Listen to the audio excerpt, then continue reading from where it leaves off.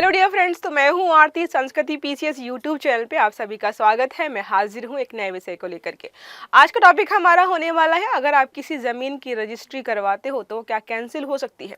Cancel तो पहले भी हो सकती थी, लेकिन थोड़े से नियमों में बदलाव किया गया है। तो यहाँ पर हम समझने का प्रयास करेंगे कि पहली बात तो ज़मीन की रजिस्ट्री का पूरा प्रोसेस क्या होता है, और यहाँ पर कुछ चीज़ें ऐड की गई हैं नई, जिसके माध्यम से जो आप ऑनलाइन रजिस्ट्री भी करवा सकते हो। पहले क्या होता था, हफ्तों या महीनों लग जाते थे, आपको जो है बार बार रजिस्ट्रार के ऑफिस जाना पड़ता था, सारे डॉक्यूमेंटेशंस वही कराने पड़ते थे।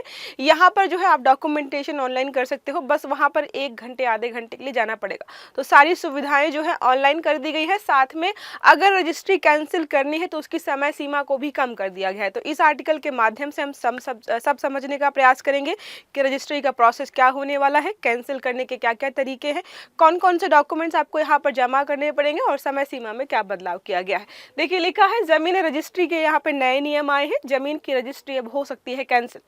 तो कंफ्यूज नहीं होना है, कैंसिल पहले भी हो सकती थी, लेकिन बहुत समय लगता था।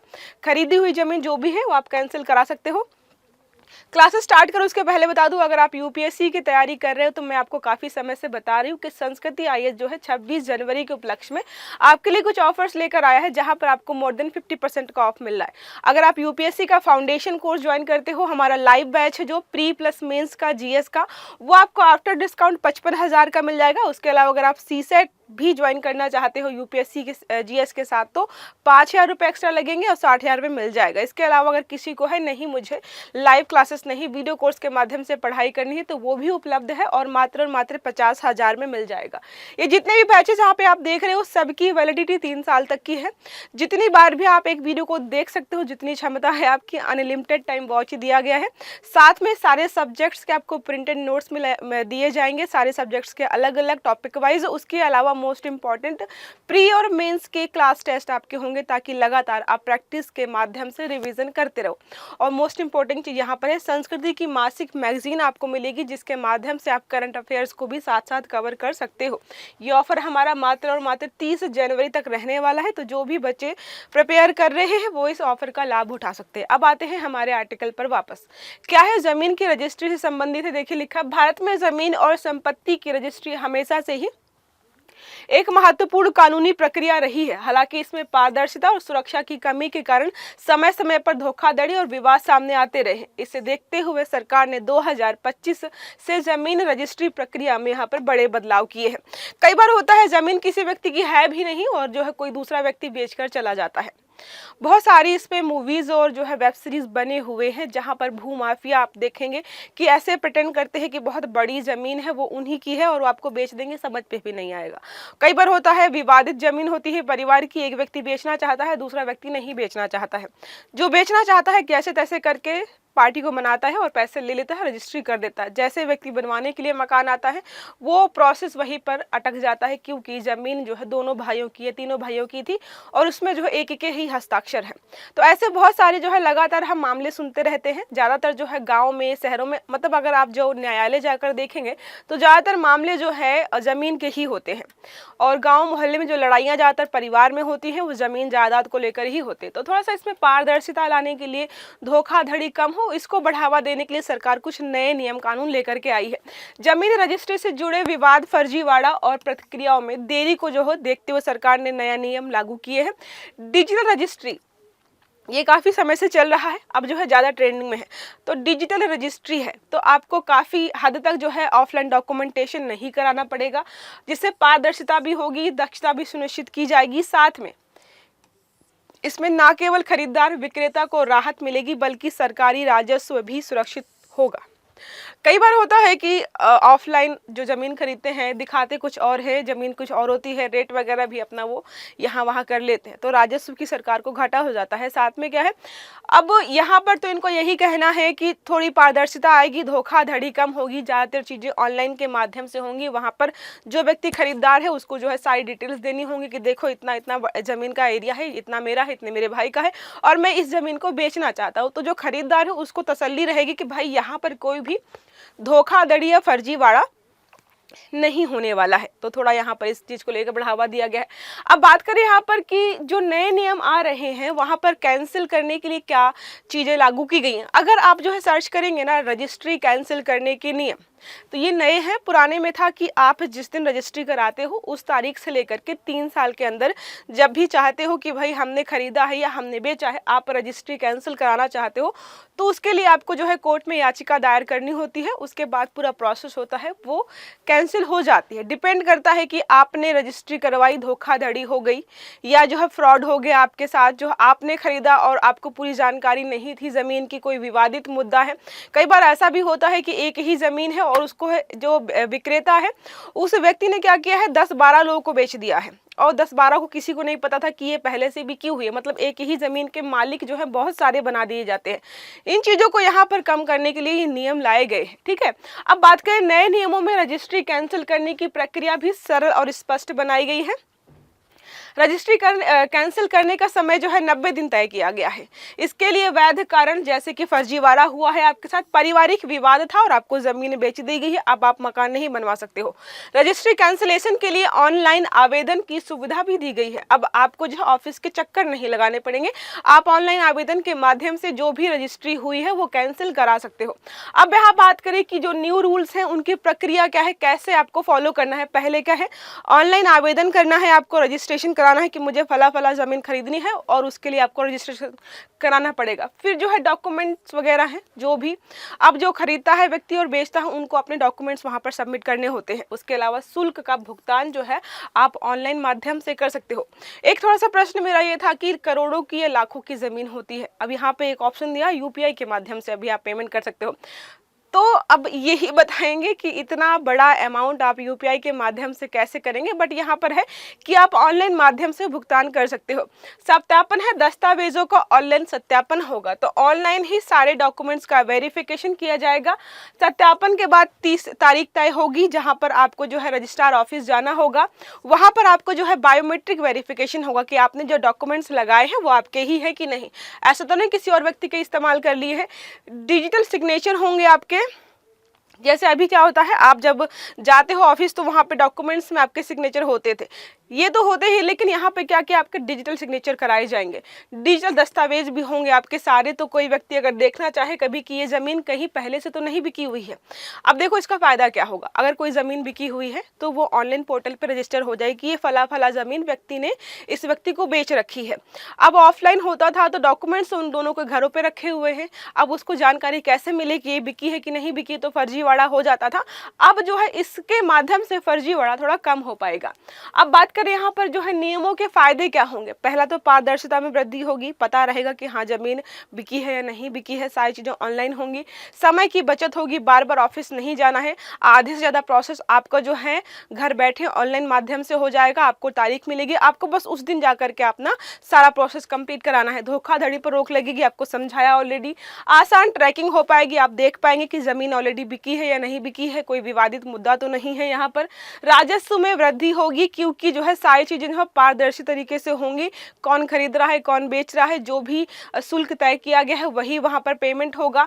विवादों में भी कमी आएगी, अब जो है कोई जो है फर्जीवाड़ा नहीं करेगा, तो दूसरे व्यक्ति को कोर्ट नहीं जाना पड़ेगा कि मेरे साथ धोखाधड़ी हो गई है, मुझे ज़मीन बेची गई, वो 10 लोगों ने और खरीद रखी है, या फिर ज़मीन बेची गई, 2 भाइयों में विवाद चल रहा था ज़मीन को लेकर के, एक ने मुझे बेच दिया, दूसरा वहाँ पे मकान या जो भी आप बनाना चाहते हो बनाने नहीं दे रहा।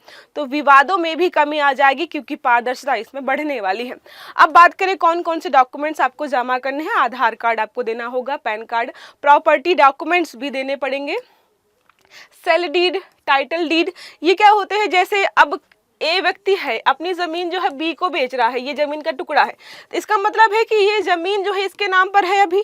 अब इसको इस ज़मीन के डॉक्यूमेंट्स जो है मतलब इसका मालिकाना हक इसको ट्रांसफ़र करना है, तो उसको बोलते हैं सेल डीड। तो क्या है, मालिकाना हक जो है इससे इसको ट्रांसफ़र किया जाएगा। तो आपको ज़मीन जो है के कागजात जो है वहाँ पर दिखाने पड़ेंगे कि ये मालिक हूँ मैं इस ज़मीन का।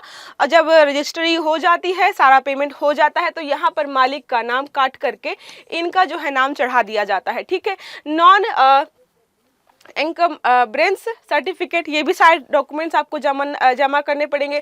रेवेन्यू रिकॉर्ड भी जमा करने पड़ेगा आपको। फिर क्या है, म्यूनिसिपल टैक्स की रसीदें भी आपको जो है यहाँ पर सारी सबमिट करनी पड़ेंगी। तो ये डॉक्यूमेंट्स हैं जो कि आपको वहाँ पर ले जाकर देने होंगे। अब बात करें शुल्क की, जिसके माध्यम से जो है राज्य सरकारों को जो है रेवेन्यू प्राप्त होता है। तो स्टाम्प ड्यूटी कितनी लगेगी, 2% से 5% के अनुसार, जो भी आपकी संपत्ति है, संपत्ति के मूल्य के अनुसार। रजिस्ट्रेशन शुल्क लगता है 1%, ठीक है। अतिरिक्त सेस और अधिभार जो है संपत्ति के स्थान और मूल्य के आधार पर लगेगा। अब गांव की संपत्ति है, खेत की संपत्ति है, या फिर जो है मेन रोड, सरकार की मेन रोड की संपत्ति है, शहर की संपत्ति है, उसके आधार पर लगा जाता है। एक मोस्ट इंपॉर्टेंट इंटरेस्टिंग फैक्ट ये है कि ज़्यादातर रजिस्ट्री जो है महिलाओं के नाम पर होती है, क्योंकि सरकार जो है महिलाओं के नाम पर रजिस्ट्री करने पर इन सारे शुल्कों में थोड़ी सी बचत आपको देता है, ठीक है। तो इसीलिए जो है ज़्यादातर घर, जमीन या जो भी चीज़ें होती हैं लोग महिलाओं के नाम पर ही खरीदते हैं।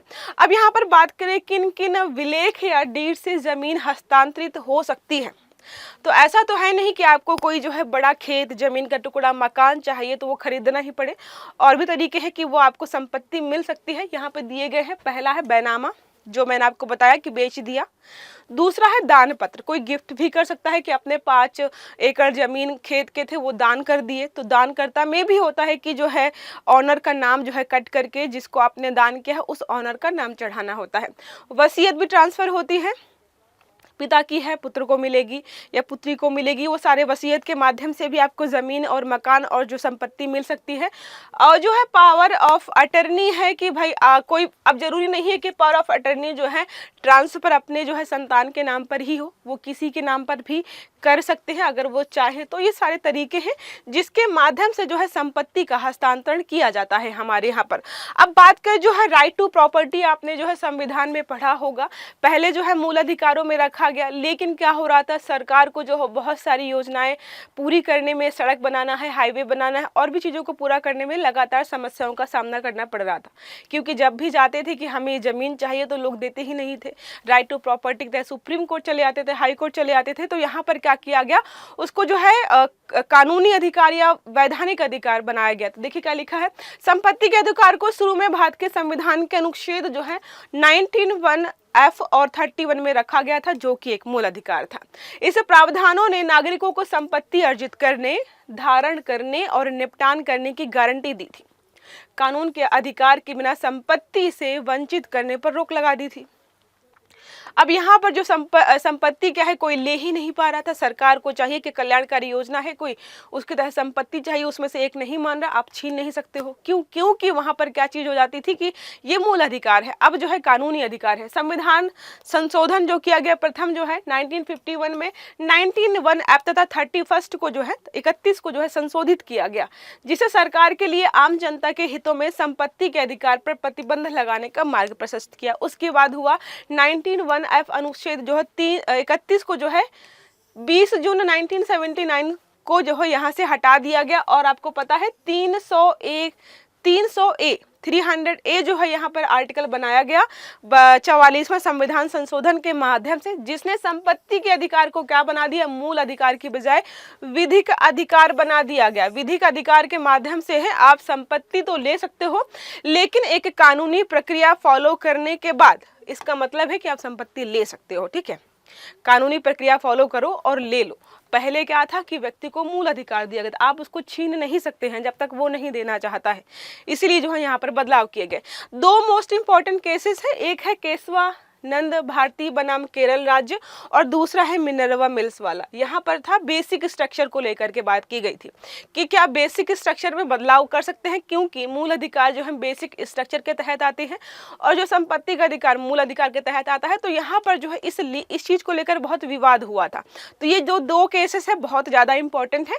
इस मामले को प्रायः आधारभूत संरचना सिद्धांत के नाम से जाना जाता है, मामले के नाम से जाना जाता है। हालांकि ये सीधे तौर पर संपत्ति के अधिकार से संबंधित नहीं है, लेकिन संवैधानिक संदर्भ को समझाने में बहुत महत्वपूर्ण है।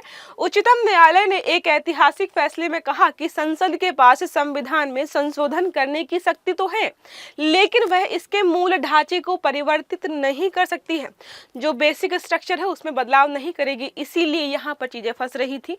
इस मामले ने अप्रत्यक्ष रूप से बाद के संशोधन को प्रभावित किया, जिसने संपत्ति के अधिकार को विधिक अधिकार में बदल दिया था, तो उसको भी प्रभावित कर रहा था, क्योंकि उन्होंने क्या किया था, मूल अधिकार में बदलाव किया था। और सुप्रीम कोर्ट के अनुसार जो है मूल अधिकार में बदलाव जो है बेसिक स्ट्रक्चर में बदलाव के तहत आ रहा था। फिर यहाँ पे नया केस आया मिनर्वा मिल्स वाला 1980 में।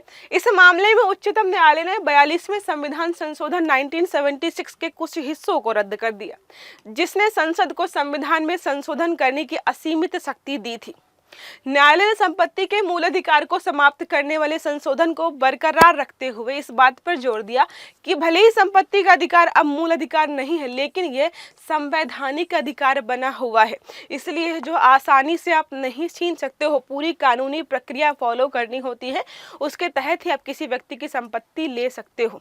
आई होप आपको आर्टिकल समझ में आया होगा, बहुत इंपॉर्टेंट था। बहुत सारे पॉलिटिकल यहाँ पर फैक्ट्स हमें जानकारी मिली, उनके साथ में संपत्ति से संबंधित चीज़ें भी यहाँ पर हमें जानने को मिले हैं। अगर क्लास अच्छी लगी हो तो लाइक करिएगा, चैनल को सब्सक्राइब करिएगा, बेल आइकन भी दबाइएगा, ताकि जितने भी हमारे आर्टिकल्स हैं वो आपको समय पर मिलते रहे। अच्छे से पढ़िएगा। Have a good day. Thank you.